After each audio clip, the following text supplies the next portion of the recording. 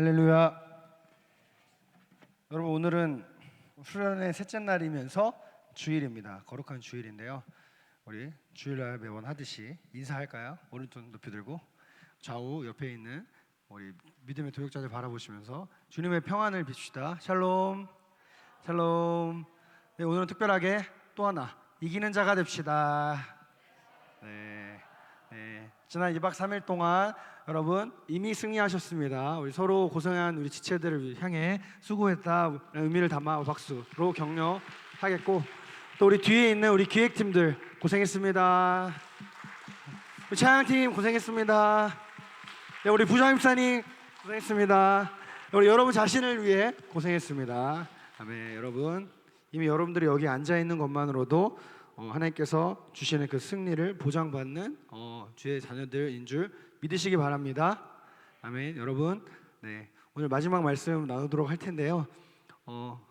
저는 또 융통성 없이 또 길게 준비했어요. 네, 준비하다 보니까 그렇게 됐는데 최대한 11시 전에 끝내겠습니다. 11시에 이제 점심 먹고 뒷정리하고 이제 바로 출발할 텐데, 오늘 하나님께서 우리에게 주신 말씀은 요한계시록 2장 18절에서 29절까지 말씀입니다. 또 융통성 없이 제일 긴 본문입니다. 요한계시록 7개 교회 중에 또 제일 길어요. 본문 자체가 제일 긴 편지의 말씀인데요. 요한계시록 2장 18절에서 29절. 우리가 요한계시록 1장부터 지금 쭉 순서대로 이렇게 오고 있죠. 성경의 흐름대로 오다가 오늘 드디어 2장의 마지막 그리고 네 번째 교회인 두아디라, 다음 주 주일날에는 5번째 3장 넘어가서 5번째 4대 교회, 이렇게 빌라델비아 교회 그리고 라오디게아 교회 이렇게 나누면서 계속해서 수련회 가운데 주신 은혜를 이어가도록 할 예정입니다. 우리 오늘 본문 말씀 교독하겠고 마지막 29절은 합독하겠습니다. 두아디라 교회의 사자에게 편지하라. 그의 눈이 불꽃 같고 그의 발이 빛난 주석과 같은 하나님의 아들이 이르시되,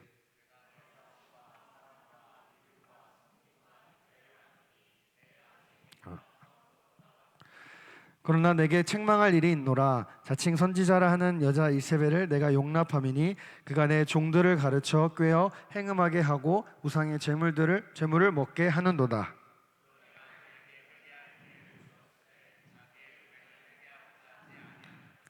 볼지어다 내가 그를 침상에 던질 터이요 또 그와 더불어 간음하는 자들도 만일 그의 행위를 회개하지 아니하면 큰 환난 가운데 던지고,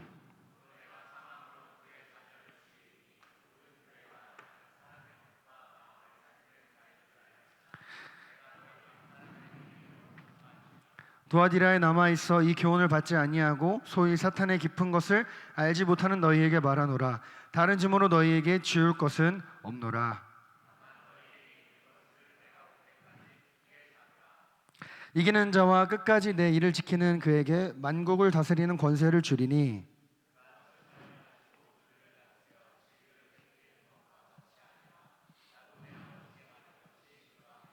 내가 또 그에게 새벽별을 주리라. 귀 있는 자는 성령이 교회들에게 하시는 말씀을 들을지어다. 아멘. 방금 읽은 요한계시록 2장 18절에서 29절까지 말씀을 가지고 두아디라 교회 넉넉히 이기느니라, 두아디라 교회 넉넉히 이기느니라 라는 제목으로 하나님의 말씀 나누도록 하겠습니다. 여느 때와 같이 복습 시간인데요. 어제 우리는 버가모 교회의 이야기를 통해서 사탄의 권자가 있는 곳에서도 믿음을 지킨 한 교회의 모습을 살펴보았습니다. 예수님께서는 좌우에 날선 검을 가지신 이의 모습으로 나타나셔서 버가모 교회가 순교자 안디바를 배출하며 예수님의 이름을 굳게 잡았던 것에 대해서 칭찬하셨죠. 그러나 니골라당의 교훈, 즉 세상과 타협하며 우상숭배와 음행에 빠진 이들을 책망하시고 회개하여 말씀의 검으로 거짓 교훈을 분별하라 말씀하셨습니다. 이는 고난 속에서도 진리를 따르는 것이 참된 자유, 흰돌과 생명의 길, 새 이름, 기름을 보여주었습니다. 오늘 우리는 소아시아의 네 번째 교회인 두아디라 교회에 대해서 주신 주님의 말씀을 살펴볼 것인데, 오늘도 두아디라 교회를 말씀을 통해서 우리에게 말씀하시는 그 성령의 음성에 귀 기울이심으로 예배하신 풍성한 은혜를 충만히 누리는 우리 모든 여호수아 공동체 주일 예배자 되기를 주님의 이름으로 소망합니다. 두아디라라는 이름은요, 성읍이란 뜻이에요. 성읍. 그곳은 금속 세공술, 그리고 양모 방직, 그리고 피혁 가공. 피혁 가공이 뭔지 몰라서 찾아봤더니 가죽의 부패를 방지하는 어떤 작업이래요. 염색 산업이 발달한 지역이었습니다. 그래서 염색 공장과 같이 의류와 옷감에 관한 상업이 매우 발달했던 곳이 두아디라였습니다. 오늘날로 이야기하면 패션과 문화의 도시였던 것이죠.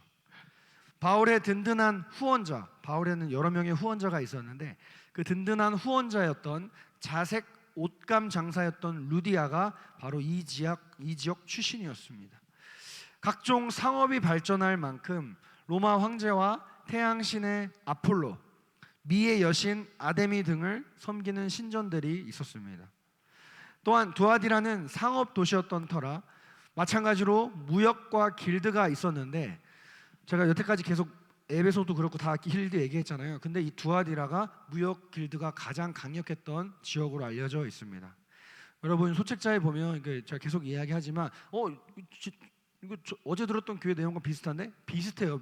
매우 비슷해요. 왜냐하면 터키라는 지역 안에 여러 도시들이 있었는데 문화가 거기였거든요. 근데 조금씩 달라요. 그래서 잘 집중해서 들으셔야 됩니다. 두아디라는 특징이 뭐다?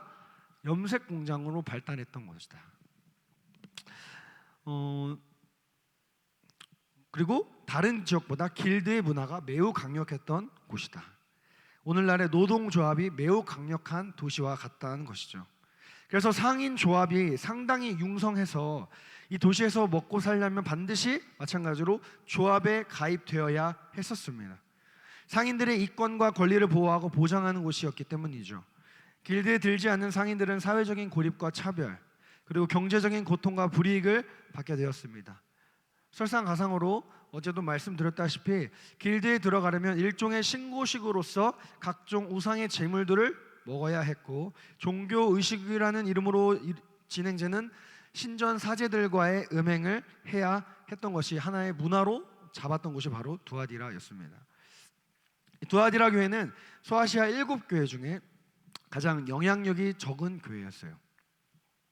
상업 도시였고 길드에 가입하지 않으면 상업 행위를 할 수 없었던 지역에 있었던 교회였기 때문에 두아디라 교회도 마치 서머나 교회처럼 언제나 삶과 신앙의 기로에서 고민하고 결단해야 하는 순간들에 놓여져 있었죠. 마치 우리처럼 우리도 이제 학교로 이제 돌아가고 또 회사로 돌아갈 때 수많은 신앙의 가치와 위배되는 것들 앞에서 우리는 고민하면서 또 갈 건데요. 그런 고민을 하는 교회가 바로 두아디라 교회였죠.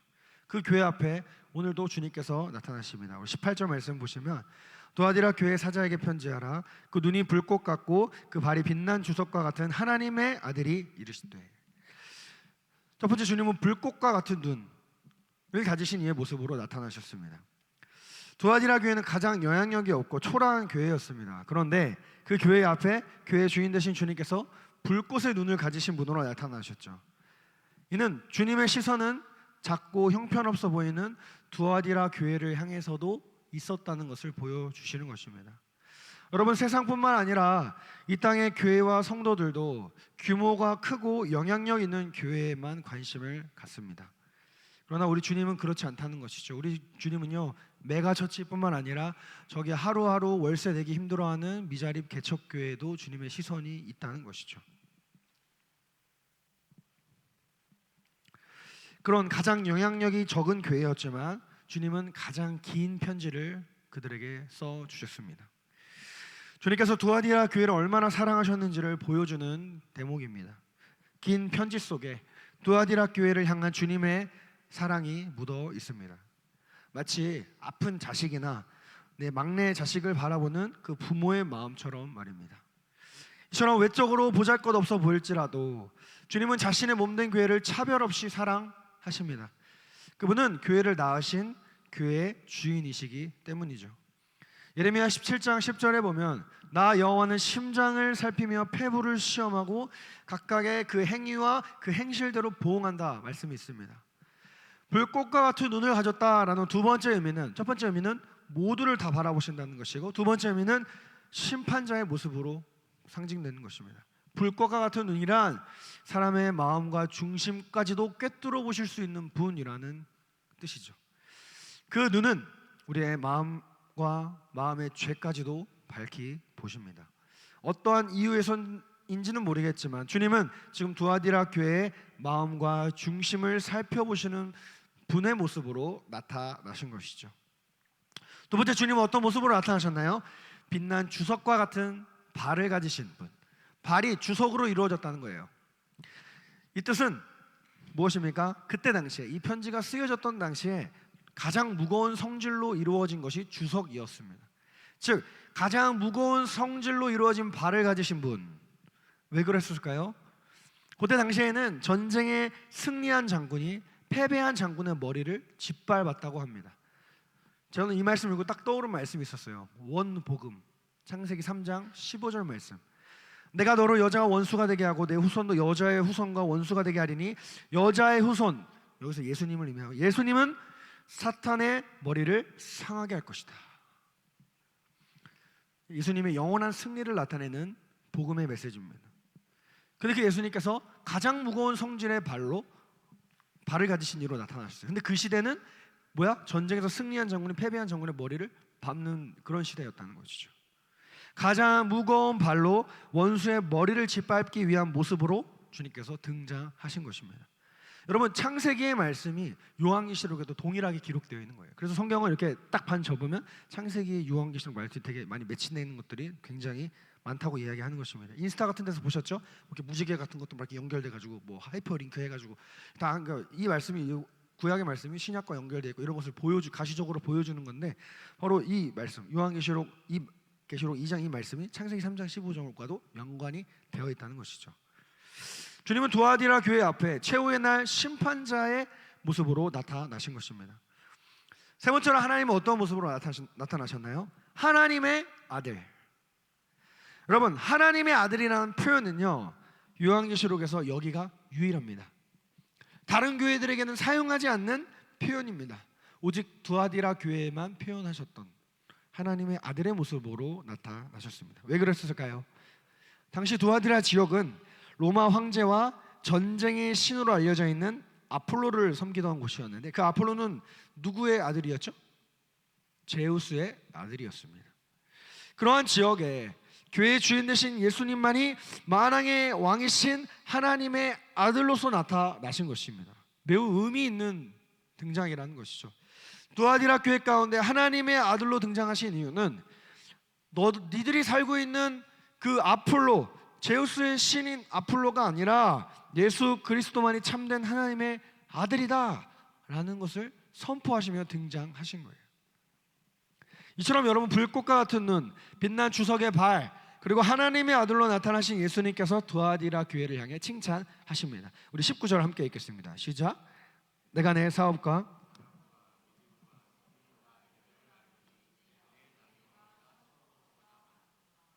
아멘. 이 말씀은 두아디라 교회가 사랑과 믿음과 섬김과 인내의 사업, 다시 사랑과 믿음과 섬김과 인내의 행위를 감당했다는 의미예요. 그리고 사랑과 믿음으로 감당하는 섬김과 인내의 행위를 칭찬하고 계신 것입니다. 그러니까 섬김과 인내가 있었는데 그것을 무엇으로 감당했대요? 사랑과 믿음으로 감당했다는 거예요. 그런데 더 놀라운 말씀은 내 나중 행위가 처음 것보다 더 많다는 거예요. 처음 시작한 그 사랑에 기반한 섬김과 인내가 더 많아졌다는 거예요. 여기 들었을 때 여러분 생각나는 대비되는 교회가 있지 않나요? 바로 에베소 교회죠. 에베소 교회. 여러분, 에베소 교회는 어떤 교회였나요? 에베소 교회는 많은 일을 감당했던 교회였습니다. 섬김과 인내가 쭉 갔던 교회인데 사랑을 잃어버렸어요. 그런데 두아디라 교회는 처음 것은 미약했지만 나중에 창대했는데 그 원동력이 사랑이었다는 거예요. 사랑을 잃어버리지 않냐고 쭉 더 많은 것을 감당했던 곳, 믿음을 잃어버리지 않냐고 쭉 더 많은 것을 감당했던 교회가 바로 두아디라 교회였다는 것이죠. 사랑을 잃어버려 책망받은 에베소와는 상반되는 것입니다. 에베소 교회는 소아시아에서 가장 크고 영향력 있는 큰 형님과도 같은 교회였지만 첫사랑을 잃어버려 예수님으로부터 책망을 받았던 교회였습니다. 그러나 반대로 두아디라 교회는 가장 미약하고 영향력이 적은 교회였지만 그들의 사업과 사역이라고도 말할 수 있겠죠. 사역과 그들의 나중 행위가 처음보다 더 많았다고 칭찬받았다는 거예요. 게다가 두아디라 교회가 보여준 그 섬김과 인내는 단순한 섬김과 인내가 아니었습니다. 섬김과 인내의 그 단어를 살펴볼 텐데요. 섬김, 봉사라는 의미의 섬김은 디아코니아라는 헬라어입니다. 디아코니아. 한 번쯤은 들어봤을 것입니다. 디아코니아. 이 단어는 교회의 집사님, 집사를 뜻하는 디아코노스와 그 어원이 같아요. 결이 같은데 그 집사를 뜻하는 디아코노스는 무엇을 의미하냐? 먼지를 의미해요. 먼지. 자, 이것을 의미하면 즉 집사란 뭐예요? 먼지 가운데 일하는 사람. 한국식으로 표현하면 먼지처럼 일하는 사람이 집사라는 거예요. 우리 부장님 목사님 보십시오. 얼마나 청년들에게 본이 되는 먼지를 뒤집어 쓰시면서까지 일하시는 거예요. 이게 집사의 표본이라는 것입니다. 죄송합니다.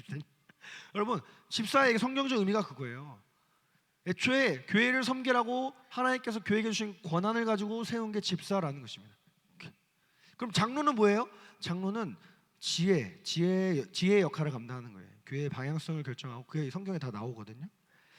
다시 말해, 즉 두아디라가 보여준 섬김은 먼지처럼 일하는 섬김이었다는 거예요. 두 번째로 인내는 무엇인가요? 휘포모네라는 건데 이 단어의 동사형인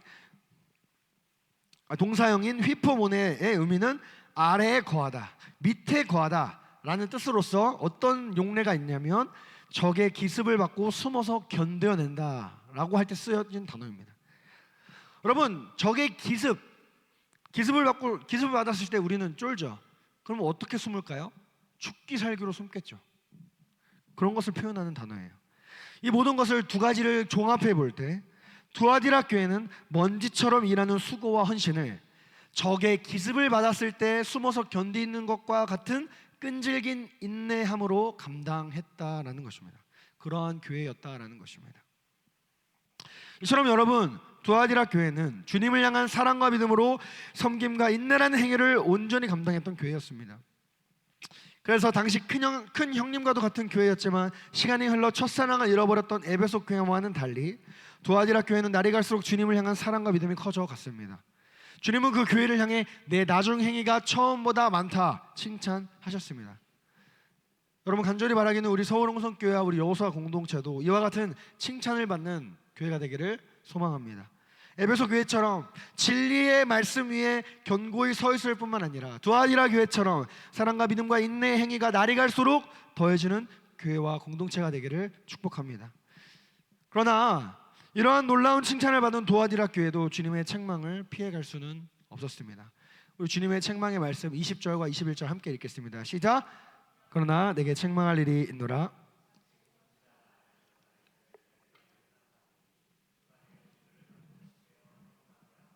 우상의 제물을 먹게 하는도다. 또 내가 그에게 회개할 기회를 주었을 때 자기의 음행을 회개하고자 하지 아니하는도다. 아멘. 여러분, 제가 이렇게 하는 게 제가 약간의 평발이 있어서 아파서 그런 거니까 좀 이해해 주십시오. 이 말씀을 통해 책망의 이유를 우리는 두 가지로 나눠볼 수 있는데요. 첫째는 자칭 선지자라고 하는 여자 이세벨을 교회 안으로 용납한 것이었고, 두 번째는 그들의 잘못을 회개하지 않았던 것에 대해서 책망받았습니다. 이세벨은 구약에 나오는 북이스라엘을 다스렸던 아합 왕의 아내였습니다. 여왕이었죠. 그녀는 이방 여인이었는데 바알신을, 자신이 섬기던 바알신을 북이스라엘에게 들여온 인물이었습니다. 우상숭배의 문을 연 사람이었습니다. 구약의 이세벨은 자신이 섬기던 바알신과 그 문화를 이스라엘에게 가져옴으로 말미암아 이스라엘로 하여금 하나님을 떠나 범죄하게 한 사람이었다는 것이죠. 물론 오늘 본문에 나타난 그 이세벨이 구약에 나타난 이세벨과 동일한 인물은 아니지만 다만 그 행위와 그것이 가져온 결과가 구약의 이세벨의 사건과 같았기 때문에 주님께서 그렇게 비유하여 말씀하고 계신 것입니다. 어떤 여자가 있었어요. 성경학자들은 두아디라 교회의 지도자 혹은 지도자의 아내라고 추측하고 있습니다. 그 이제 원어적으로 이렇게 할 때. 앞서 말한 대로 두아디라 지역은 길드 문화가 강하게 자리 잡고 있는 상업 지역이었습니다. 조합의 지도에 따라 조합원들은 수호신을 섬기는 종교 의식에 참여해야 했습니다. 그리고 우상에 바쳐진 제물도 먹어야 했습니다. 이때 잔치를 열었는데 대개는 음란한 술잔치로 변해버렸습니다. 이러한 의식에 참여하지 않는 조합원은 불이익을 당했겠죠. 왜요? 커뮤니티를 형성하지 않았기 때문에. 오늘날로 이야기하면 접대의 자리라는 거예요. 그렇기 때문에 생계를 유지하려면 조합에 가입해야 할 뿐만 아니라 조합에서 벌이는 종교 의식에 참여해야만 했습니다.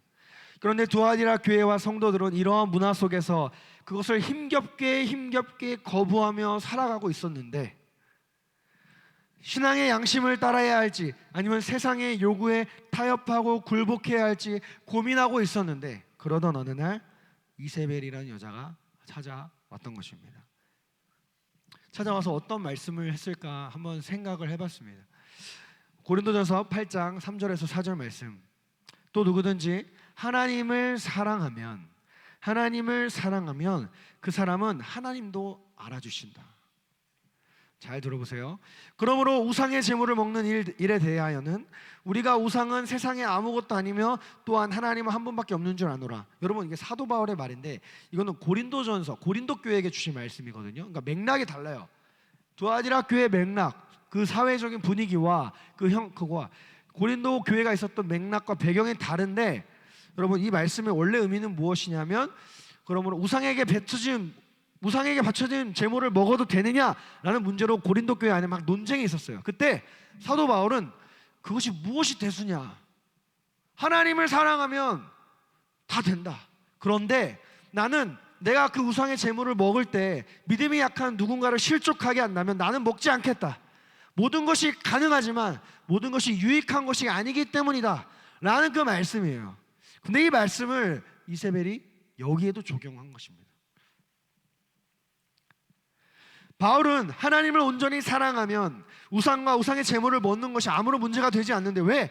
하나님은 중심을 보시니까.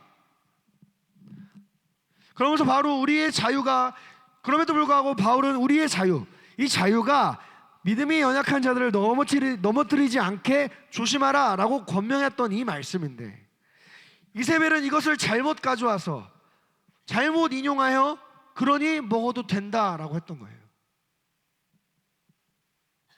하나님의 말씀을 오해하게 했던 것입니다. 잘못된 자유, 잘못된 방종, 자유가 아니라 하나님을 떠난 자유는 신학적으로 자율이라 그래요. 자율, 내 멋대로 살아가는 걸 자율. 그러나 하나님 안에서의 자유가 참된 자유예요. 신학적으로 자율과 자유를 구분하셔야 됩니다.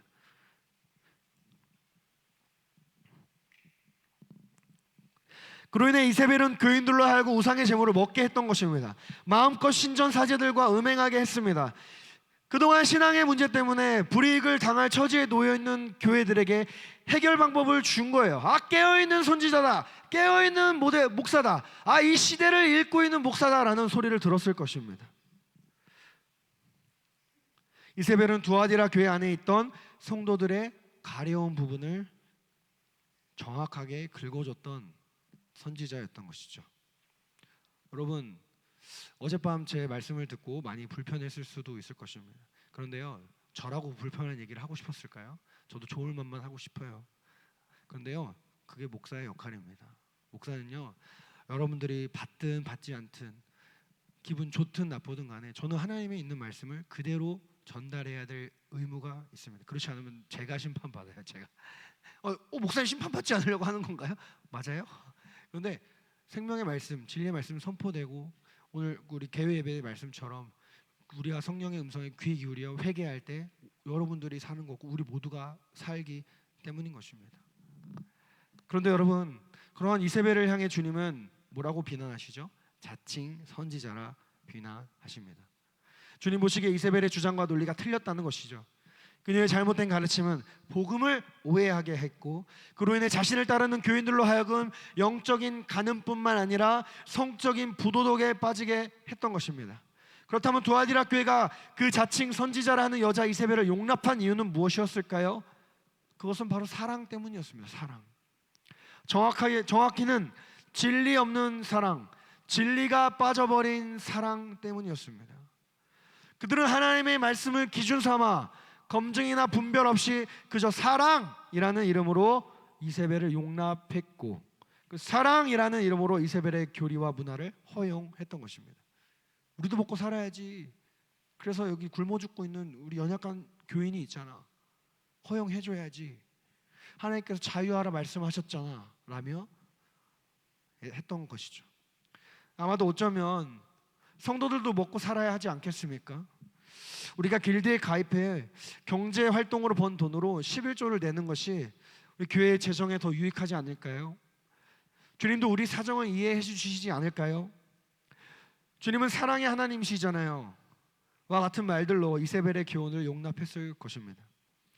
이와 같은 소위 사랑의 논리로 세상의 문화에 타협함으로 교회 안에 순결한 성도들을 미혹했던 것입니다. 여러분, 이런 말 많이 들어봤을 것입니다. 모든 성도는 그리스도의 사명을 받은 존재로서 세상 속으로 들어가 세상의 빛과 소금이 되어야 한다라는 류의 말들을 많이 들었을 것입니다. 저도 많이 얘기했고 저도 지금도 얘기할 수 있어요. 저도 좋아하는 말입니다. 저희 사명이라 생각합니다. 복음으로 세상을 변화시켜야 하는데 그에 앞서서 세상과 세상의 문화를 이해하고 더 나아가 세상의 것을 학습하며 모방도 해보아야 한다고 말하기까지도 합니다. 그래서 세상의 성공 전략과 교회 그 세상의 프로그램들을 교회 안으로 가져와 실험해보고 적용해보는 움직임들이 지금도 있죠. 그러나 그러한 방식으로 교회를 운영하는 것은 하나님께서 기뻐하시지 않는 것이라는 거죠. 교회는 세상의 기업과 조직과 다르기 때문입니다. 여러분, A라는 기업과 B라는 기업이 운영하는 방식이 다른 이유는 종류가 다른, 당연히 다르겠죠. 안 그래요? 교회도 마찬가지예요. 세상의 방식대로 운영하는 방식대로 교회를 입히면 성공할 수는 있습니다. 수적인 부흥을 이룰 수는 있지만 순결함을 잃어버릴 수 있다는 것이죠. 왜요? 세상의 방식은 그러니까 죄 묻은 방식이기 때문에 그렇습니다. 이러한 말들, 제가 방금 말한 이러한 말들의 동기나 의도를 저는 부정하거나 비판할 생각은 없습니다. 그리스도인은 이 세상을 정복하고 다스려야 할 사명과 의무가 있기 때문이죠. 세상의 것이라는 이유로 무작정 비난하거나 세상을 거부하고 살아가는 모습은 참다운 그리스도인의 모습이 아닙니다. 그래서 저도 릴스 보는 거예요. 요즘 청년들은 뭐에 관심을 갖고 있나 좀 이해하려고. 그런데 여러분, 물이 고이면 썩고 흐르면 썩지 않듯이 교회가 세상을 이해하려는 노력과 열정은 계속 이어져야 합니다. 그러나 그러한 열정과 노력이 때로는 본질, 하나님의 말씀보다 앞설 때가 있다는 것이 위험하다는 것이죠. 세상을 이해해야 한다라는 논리가 진리의 문제를 외면시킬 버릴 때가 너무나도 많다는 것입니다. 특별히 오늘날, 그래서 여러분, 교회가 매우 느리게 보이는 거예요. 왜 이렇게 세상을 못 따라가? 왜? 검증의 과정이 필요하니까. 검증의 과정. 그걸 위해 믿음의 선조들이 싸우고 목숨 걸고 해서 정립한 게 여러분들이 한 번쯤은 들어봤을 신앙 고백서들인 거예요. 신앙 고백서들. 그 종교 재판 가운데 목숨을 걸고 종교 재판에서 유죄를 받으면 죽어야 됐던 그 살벌한 시기 속에서 지금은 건강한 교리와 신학이 여러분 손 앞에 너무나 쉽게 펼쳐져 있는 것입니다. 특별히 오늘날 사랑이라는 이 논리로 결코 허용돼서는 안 되는 것들을 허용하게 되는 우를 범하는 것을 저는 많이 보았습니다. 두아디라 교회가 그랬던 것입니다. 그런데 이것이 비단 두아디라 교회만의 문제일까요? 여러분, 세례는요 아무나 받는 게 아닙니다. 세례는 진짜 이 시대 때 세례, 이 소아시아 교회 때 세례를 받는다는 것은 나는 길드에 가입하지 않겠습니다라는 의미와 똑같아요. 핍박 받겠습니다. 폴리갑처럼 내가 죽음의 목숨을 감당하겠습니다. 그거와 똑같아요. 그래서 아무나 세례 받지 않았어요. 세례 받을래? 그 말은 너 죽을래? 이런 말이랑 똑같은 거예요. 아니에요, 뭐 이랬단 말이에요. 아무나 주지 않았어요. 아무나 받지 않았어요. 그런데 제가 사역하다가 어떤 목사님한테 전화 왔어요. 누구 손녀 세례 좀 줘요. 내가 물어봤거든. 그 손녀한테, 너 구원의 확신이니? 아니요. 저 교회 왜 다니는지. 그래? 그러면 다음에 받자. 대신 교육 좀 받자. 이렇게 밀쳐놨어요. 좀 그다음번 교육, 나중에 구원의 확신이 생길 때까지 좀 밀어넣자 했는데 갑자기 전화 왔어요. 그분 누구 권사님 손녀예요. 세례 교육 시키세요. 그렇게라도 교회에 정착시켜야지. 여러분 이게 세상의 방식이라는 거예요. 세상의 방식.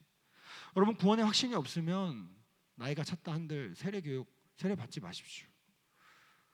아무에게나 세례를 주니까 한국교회가 이 지경 이 꼴이 된 겁니다. 여러분 교회는요 모든 사람들에게 열려 있어야 됩니다. 그러나요 여러분 성도의 허들은 높아야 돼요. 아무나 성도가 될 수 없습니다. 성도의 허들은 높아야 되고 교회의 직분자의 허들은 더 높아야 되는 거예요. 왜? 직분자는 방향을 결정하는 자들이기 때문에 옳은 방향으로 이끌어가기 위해서는 하나님의 말씀에 누구보다 견고하게 서 있어야 되는 자들이기에 여러분 아무나 직분 주면 안 되는 거예요. 교회는 모두에게 열려있지만 성도의 기준과 직분자의 기준은 하늘과 같이 높아야 되는 것입니다. 상상해 보시오. 여러분 목사라는 자가 개판인데 목사로 세워지면 그 교회가 잘 돌아갈까요? 개판처럼 돌아가겠죠. 사랑이라는 주장과 논리 뒤에는 어떠한 마음이 있는지를 오직 하나님만 아십니다. 진짜 하나님을 향한 사랑과 믿음 때문이었는지 아니면 세상으로부터 받는 비난과 핍박이 두려워 싫어서였는지 진정 하나님을 영화롭게 하기 위함이었는지 아니면 세상을 이해시키고 납득시키는 자신의 높은 지식과 교양 있는 모습을 통해 자신을 높이기 위함이었는지는 우리는 몰라요. 본인만 알아요. 그리고 하나님만 아십니다. 왜요? 불꽃과 같은 눈을 가지신 분이시기 때문에. 우리의 심장과 폐부를 살피시는 불꽃과 같은 눈을 가지신 분이 우리 하나님이시기 때문입니다. 그분은 우리의 내장 기관뿐만 아니라 우리의 마음과 생각과 여러분들의 의도까지도 살피시는 하나님이십니다. 주님은 그러한 잘못된 사랑의 논리와 주장을 펼치고 그러한 것에 미혹되는 자들을 향해 너희가 이세벨을 용납하였다 말씀하십니다. 에베소 교회는 주님을 향한 처음 사랑을 잃어버려 주님께 책망받았지만 교회 안에 있었던 이단들을 진리의 말씀에 근거하여 내쫓았던 것에 대해 칭찬을 받았습니다. 그러나 도아디라 교회는 사랑의 힘으로 그들의 섬김과 봉사가 처음보다 나중에 많았다 칭찬받았지만 도리어 말씀에 대한 이해와 이단에 대한 분별력을 잃어버려 사랑이라는 이름으로 교회 안에 잘못된 가르침과 문화를 허용했던 것에 책망을 받았던 거예요. 에베소 교회가 사랑과 진리 중에 진리만을 강조하여 책망받았다면 두아디라 교회는 사랑과 진리 중에 진리를 내어버린 채 사랑이라는 이름으로 모든 것을 용납하고 허용한 것에 대해 책망받은 것입니다. 사랑하는 여성 공동체 여러분, 예수님을 믿으려면 별나게 살아야 합니다. 처음에는 상식적이어야 한다는 말이 결국에는 자신을 속이는 일일 수 있기 때문입니다. 예수님을 믿는 사람에게는 회색지대가 없어요. 라오디게아 교회 때 말하겠지만 예수 믿는 자는 뜨겁던가 차가워야 하는 것입니다. 그런 교회를 향해 주님께서 경고하십니다. 우리 22절 23절 함께 읽겠습니다. 시작. 볼지어다 내가 그를 침상에 던질 터이요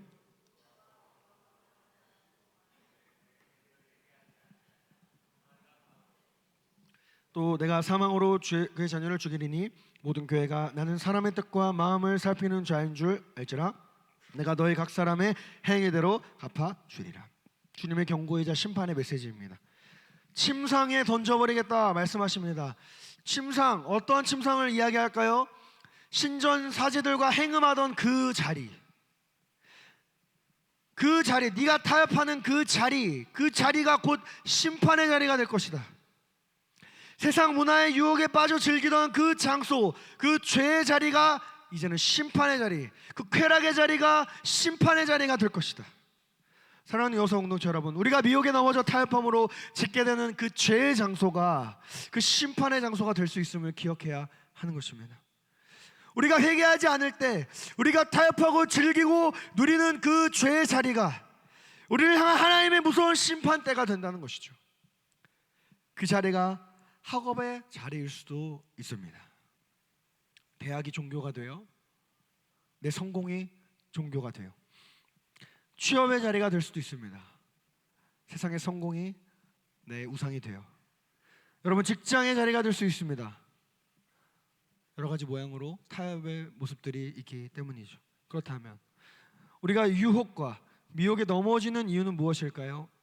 우리 야고보서 1장 14, 15절을 보면 오직 각 사람이 시험을 받는 것은 자기 욕심에 끌려 미혹됨이니 욕심이 잉태한즉 죄를 낳고 죄가 장성한즉 사망을 낳느니라. 우리가 미혹에 넘어지는 이유는요, 우리 욕심 때문입니다. 어제는 두려움 때문이라고 얘기했죠. 경쟁에서 도태되면 죽음이기 때문에. 근데 오늘은 뭐라 말씀합니까? 내 욕심 때문이다. 성공하고 싶은 욕심, 인정받고 싶은 욕심, 세상에서 저 진짜 저 멋있는 청년이다 라는 소리를 듣고 싶은 욕심. 여러분, 근데 사기꾼이 많다고 다 사기를 당하지는 않습니다. 나의 욕심 때문에 사기를 당하는 거예요. 사기꾼들은 여러분들의 그 욕심을 건드리기 때문에 그 욕심이 있었던 자들이 넘어가는 거예요. 제가 재밌는 예화를 가져올 텐데요. 이제 원표와 제철이의 이름이 나올 것입니다. 농사를 짓는 순박한 청년 제철이가 있었습니다. 어느 날 제철이에게 서울에 사는 원표라는 친구가 찾아왔어요. 친구가 너의 그 콩밭, 그 너의 밭에 금이 있으니 농사를 짓지 말고 땅을 파보라 이야기합니다. 그 말을 들은 제철이는 매일 땅을 파기 시작합니다. 온 땅을 헤집습니다. 그런데 동네 어른들이 한마디씩 합니다. 그렇게 하면 안 돼. 성실하게 농사 지어야 돼. 하지만 이미 마음을 빼앗겨버린 제철이는 아랑곳하지 않고 계속 금을 찾아 땅을 팝니다. 계절이 지나고 가을이 되자 생활이 점점 궁핍해졌음에도 지자 그는 조급해졌습니다. 그러다 어느 날 노란 황토가 나온 거예요. 바로 그때 원표는 이제 거의 다 왔어, 좀만 더 파, 이런 거예요. 그리고 그날 밤 그 원표는 도망갔습니다. 제철이는 이 모든 일들이 나쁜 친구 탓이라고 생각했지만, 하지만 과연 그럴까요? 아니에요. 제철이 마음 가운데 금을 찾고자 하는 욕심이 있었기 때문에 제철이도 그 마음에 동의하여 행동했던 것입니다. 두아디라 교인들의 마음에도 세상을 사랑하고 음란을 사랑하는 마음이, 성공하고 싶은 마음이 있었던 것이라는 거죠. 그런데 때마침 이세벨과 같은 사람이 와서 해도 괜찮아, 우리 마음이 중요한 거야, 어제 표현으로는 우리 영혼이 중요한 거야, 육체 괜찮아, 육체는 썩어질 거야, 우리 영혼은 이미 구원받았어 라는 말들로 유혹한 것이죠. 그러므로 여러분, 이세벨을 탓하기보다 우리 안에 있는 죄성을 회개해야 하는 것입니다. 제가 매번 이야기하지만 저는 항상 저한테 먼저 적용하려고 해요. 나 들으라는 말씀이거나 저건 내가 그랬구나, 이렇게. 왜요? 내 안에 그런 것들이 있기 때문에 그런 유혹에 걸려 넘어지는 것이기 때문입니다. 세상은 본래 여러분 죄로 기울어졌어요. 평탄한 곳이 아니에요. 가만히 있으면 죄의 똥통으로 빠지는 곳이 세상입니다. 죄로 오염되었습니다. 그러나 죄된 세상에 살아간다고 해서 죄를 지어도 되고 죄를 지을 수 있는 것도 아니라는 거예요. 이겨낼 수 있다는 것입니다. 그리고 이겨내야 한다는 것입니다. 그렇다면 그 두아디라 교회를 향한 주님의 처방전은 무엇일까요? 첫 번째, 악한 것에 미련하라라는 것입니다. 우리 24절 말씀 함께 읽겠습니다. 시작. 두아디라에 남아 있어 이 교훈을 받지 아니하고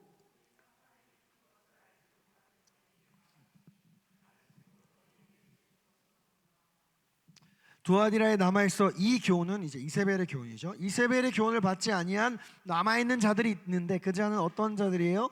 소위 사탄의 깊은 것을 알지 못하는 자들.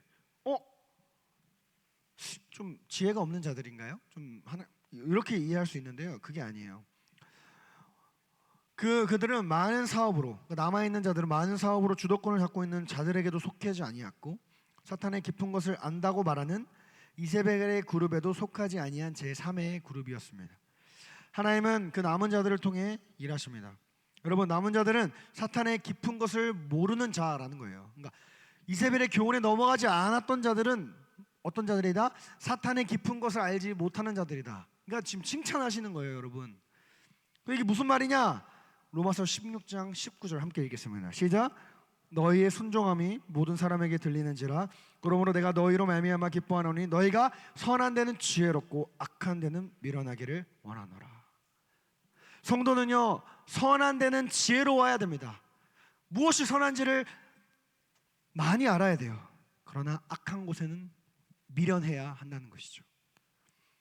종종 악한 곳에 들어가서 전도하겠다고 들어가다가 그 악함에 물들어 좌절하는 사람들을 보게 됩니다. 도박에 빠진 사람들을 전도하기 위해 도박장에 가다가 도박에 중독되는 사례들이 많이 일어나는 거예요. 세상의 문화를 알아야 세상 사람들을 이해할 수 있다는 말로 세상 문화를 가까이 하다가 술도 마시고 음란에 빠지고 오늘날은 마약도 할 수 있는 것입니다. 그런데 시편 1편 1장 1절에 뭐라고 말합니까? 복 있는 사람은 악인의 길을 따르지 아니하며 죄인들의 길에 서지 아니하고 오만한 자들의 자리에 앉지 아니한다 그랬습니다. 복 있는 사람은요, 죄인의 길에 오만한 자들의 자리에 서 있지도 앉지도 함께 하지도 않는 자예요.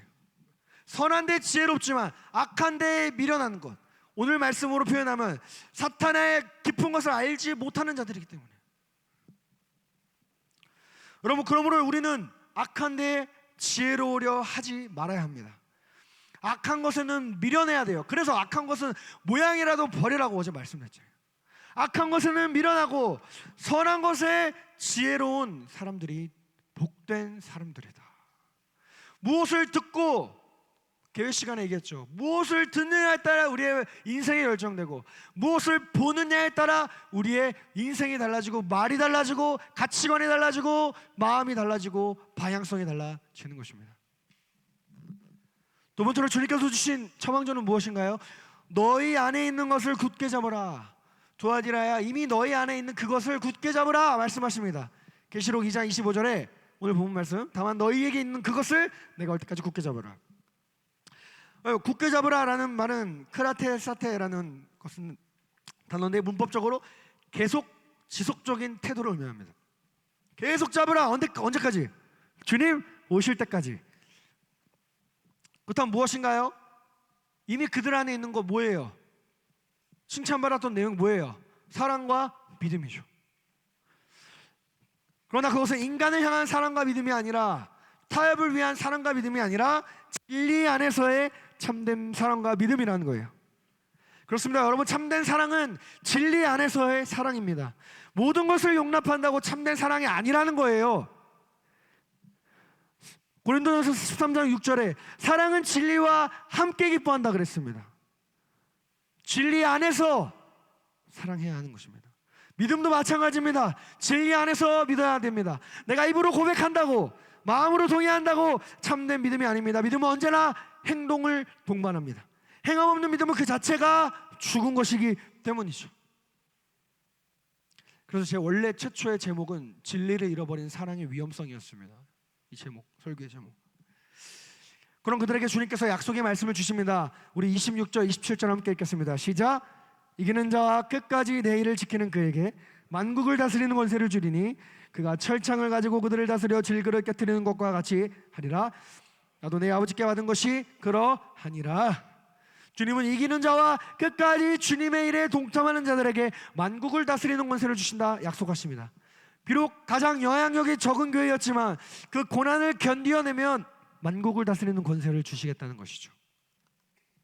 만국을 다스리는 권세는 하나님께서 예수님에게만 주신 그 권세인데 그 권세를 너희들에게도 주겠다는 것입니다. 시편 2장 8절에서 9절, 내게 구하라. 내가 이방 나라를 내 유업으로 주리니 내 소유가 땅끝까지 이르리로다. 내가 철창으로 그들에게 틀으며 질그릇같이 부수리라 하시도다.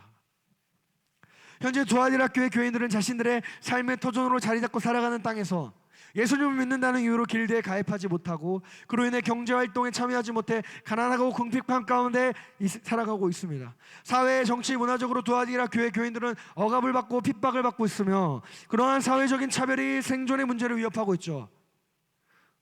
그들에게 주님은 온 세상을 다스릴 권세를 주신다는 그 약속은 두아디라 교회 교인들에게 현재의 고난을 이겨내고 미래에 대한 소망을 잃어버리지 않게 하는 위로의 말씀이자 소망의 말씀이었던 것입니다. 두 번째로 주님은 무엇을 약속하십니까? 새벽별을 주시겠다. 28절 함께 읽겠습니다. 시작. 내가 또 그에게 새벽별을 주리라. 이기는 자에게 새벽별을 준다 말씀하십니다. 새벽별이란 무엇일까요? 이 새벽별에 대한 의미가 요한계시록 초반에는 등장하지 않다가 22장에 가서야 그 의미를 밝혀주십니다. 함께 읽겠습니다. 시작. 나 예수는 교회를 위하여 내 사자를 보내 그것을 너희에게 증언하게 하였노라. 나는 다윗의 뿌리의 자손이니 곧 광명한 새벽별이라. 새벽별은 누구예요? 예수 그리스도라는 거예요. 예수님 자신을 우리에게 상급으로 주신다는 것입니다. 여러분, 이보다 큰 복이 어디 있니? 이보다 큰 복이 어디 있어요? 세상은 우리의 육신의 목숨을 빼앗아갈 수 있을지만 우리 안에 예수님이 계신다면 우리의 영혼은 천국에 가는 것입니다. 그러나 우리 안에 예수님이 없다면 우리의 육신뿐만 아니라 우리의 영혼도 지옥에 가는 거예요. 그러므로 예수님께서 뭐라 말씀하셨습니까? 너의 목숨을 취하는 자들을 두려워하지 말고 너의 목숨과 영혼을 멸할 자를 두려워하라. 누구를 두려워하라? 예수님을 두려워하라. 여러분, 이스라엘 12지파 중에 누가 가장 복된 지파일까요? 다 복된 지파지만 레위 지파가 가장 복된 지파예요. 왜요? 다른 지파들은 땅을 기업으로 받았습니다. 오늘날로 비유하면 지혜, 능력, 물질, 실력 이런 것들을 기업으로 받은 민족들이 11지파였어요. 근데 레위 지파는 무엇을 받았어요? 하나님을 기업으로 받은 지파예요. 하나님을. 그렇기 때문에 레위 지파가 가장 복된 지파인 것입니다. 주의 말씀을 지키는 자는, 이기는 자는 예수 그리스도를 상급으로 갖게 되는 것입니다. 그러므로 여러분, 우리 모두 이기는 자가 되어 예수님을 얻는 복된 인생 되기를 주님의 이름으로 축복합니다. 말씀을 맺도록 하겠습니다. 우리는요, 나이키 그리스도인이 되어야 돼요. 나이키 그리스도인, 나이키. 헬라어로 이기다라는 게 나이키입니다. 이기는 이라는 니카오의 명사형이 나이키입니다. 여기서 파생된 것이 승리의 여신 니켈입니다. 니켈. 그런데 여러분, 주님께서 뭐라고 말씀하셨나요? 요한복음 16장 33절 다 끝났어요. 3개 남았습니다. 3절 시작.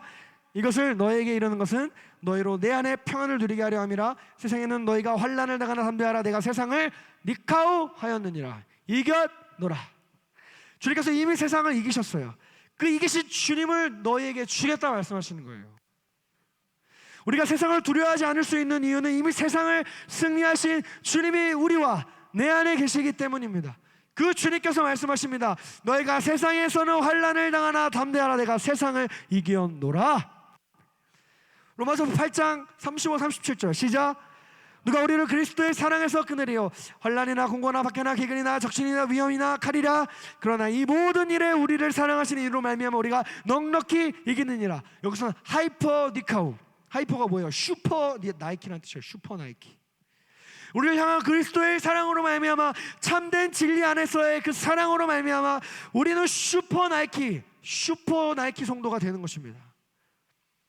여러분, 세상을 이기되 힘겹게 근근히 이기는 것이 아니라 아주 넉넉히, 오늘 제목처럼 넉넉히 이기게 된다는 거예요.